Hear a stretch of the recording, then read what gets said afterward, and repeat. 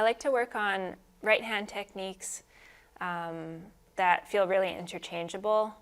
And if you practice them on their own, then when you're playing with other people, they kind of come out more spontaneously.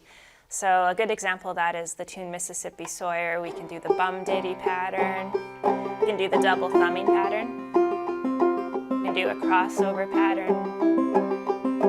And then we can do the roll at the end. So we've got a bunch to choose from.